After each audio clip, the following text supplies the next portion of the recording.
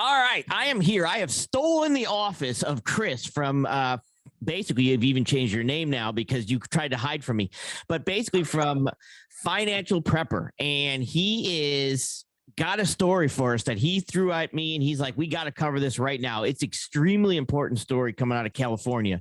Of course, one of the worst, Chinafornia, as we call it here on the East Coast. So Chris, how's it going today? As I've stolen your office. I don't know where you are. I'm actually in your office. You got my office. Man, I'm doing good. This story just came out, and if you like bacon, hit the like button. Absolutely. Because you're going to have to, it's going to be hard to find in the Thunderdome bacon. You know what? It brings to mind my grandfather. I was asking him about the Great Depression, and he was talking about things that happened. And he said, bacon was extremely expensive. They did not eat bacon. Really? So, yeah. So that happened, and it's about to happen again. You know, we repeat those kind of things, 100-year cycles. We're, here we go. So I'm going to read you a few clips of this headline. And Smithfield Foods is owned by Hong Kong. And they're dealing with California. So you've got evil versus communist California, and they're trying to do business together, but this is how it's working out. Right. Friday, and this is a quote from them. I like quotes because this isn't me talking. The escalating cost of doing business in California, end quote, comes as the state rolls out a new law requiring livestock to be given more spacious confinements. And that's not the only thing, but wait, there's more. Of course.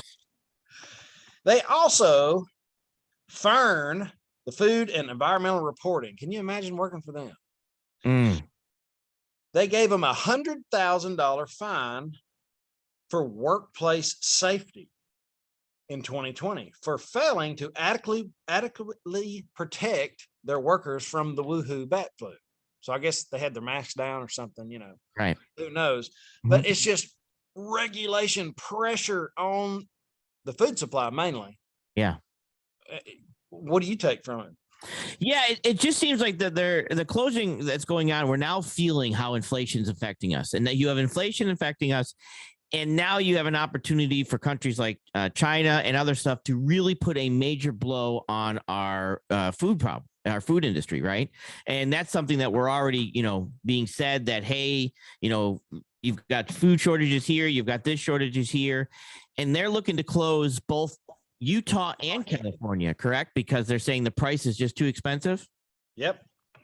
So you got Smithfield Farms, which does about, I don't know, whether it was like 100,000 or 10,000 a day. They can slaughter. Well, this is Smithfield together can slaughter 10,000 pigs a day. 10,000 that is craziness. They employ over 50,000 people, and China owns this company. So is it just, is it this? Is it what they're saying it is? Or does China want to shut our food supply off? I mean, there's a couple. It's a good question. Now, the other issue is that obviously food supply is an important thing. So can the government come in and say, hey, the Defense Production Act, you can't shut down, and they can come back and say, well, give us money because we can't do this. So either way, tax dollars would have to flow to keep that open, because they could basically try to pull that trigger to shut that down. It's almost like you have a lot of stuff going on with China, and they're starting to hit things one after another, right? We see the container ships, and now, the president's coming out against the container ships, and they're robbing us and all this other stuff. And I can show the numbers with that. Now all these Chinese companies seem to be basically financially doing harm to us, either overcharging us for containers or pulling back on our meat supply in a time that people are, worried about not being able to eat. So even the mental status of hearing these stories can be a big problem for people. Absolutely. I want to get into a little more of this pork situation. We just did a story that I put out just a few hours ago, and it's getting, it's going. It's a really good story. If you hadn't checked it out, I'll put it in the link of this video at the end of this video. But there's a lot of stuff happening with our trucks trying to get to California. Most of the truck drivers in the comments are saying they're not going back to California. Screw that place, never going back. It's just not worth it. But the ports are there. Why don't we use another port? Could you explain that to me? Okay, so a lot of things that happen, and I might have to share a screen, but first thing that happens is about 60% of our freight was coming in through those ports. Now, a lot of the shipping lines have contracts with these ports. So when freight forwarders order the freight, it's about anywhere from 90 to sometimes 120 days out. Okay, so if I want something now, I might have to contact, China today, but I'm not going to get it for, let's say, 90 days. Normal.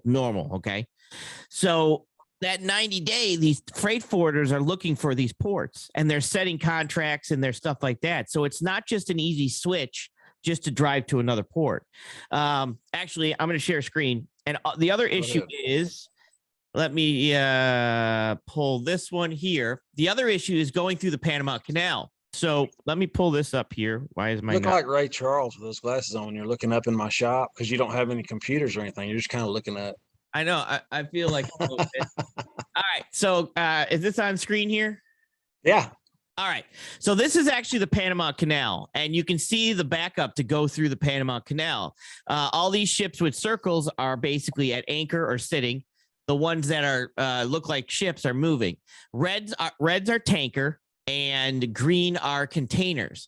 So even going through the Panama Canal, there is a definite backlog to get through the canal. Now, the other issue to get through the canal, and I just ran this, you can go to this website yourself, basically, wellslam.com, and it'll tell you how much it is to get through the canal. So if I put in there full container ship, which lock, I'm going to say laden, average is about 20,000 containers per ship, and I hit calculate, we're down to about $1,727,000 just to go through the canal. So it is an extreme, it is very expensive to go through the canal. Plus, like I said, there is a backlog going through the canal. Now, the ports in California have basically slowed down, and we don't see as many ships in here as we normally do. This is still, a lot, but we're rolling onto a Sunday into a Monday. They'll probably be able to clean this up pretty good. The issue is, like I said, to try to just drive it around, you also deal with, the $1 million for the canal, the time to get through the canal. And then obviously this is pricing for shipping right now.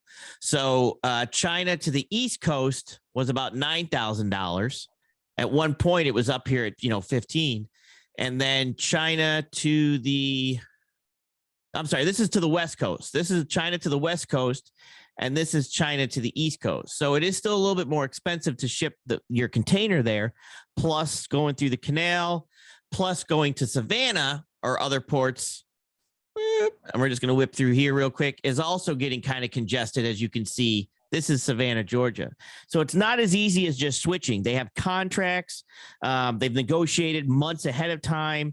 So to switch that contract, it takes time. And it's just something that it's not just on off. It's not like pulling in a parking spot and saying, nope, I don't want to park here. I'm going to go to another one.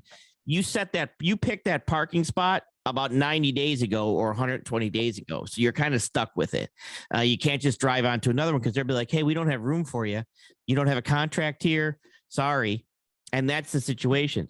The other issue is that the port's run by the city, and the city people have no idea about logistics. It's not run by the government. It's not run by the state. It's actually run by the city, and the city picks 5 people to actually run those ports. So and of course the other issues with California. So there's no good in California at this point. Everything that they're doing is making it very difficult to do business there. And if AB5 kicks in, we are going to have a serious problem. Surely not. Surely it won't. I mean, surely they know that. I mean, I don't know, because they consistently, habitually make the wrong decision every time. Yeah. Bonehead Biden and all those people make the wrong decision. It's like, it's obvious that you're doing wrong. So I don't know. I hope not. That's going to really screw things up. It's a real bummer that what percentage of our goods comes through California? At one time, it was approximately anywhere from 60 to 70. Some would hit the rail, some would hit trucks, but it was about 60% would come into California, 60 to 70%. I mean, it's sad. It's sad. We're tied to evil through communist California, and we're just done if we can't get to it.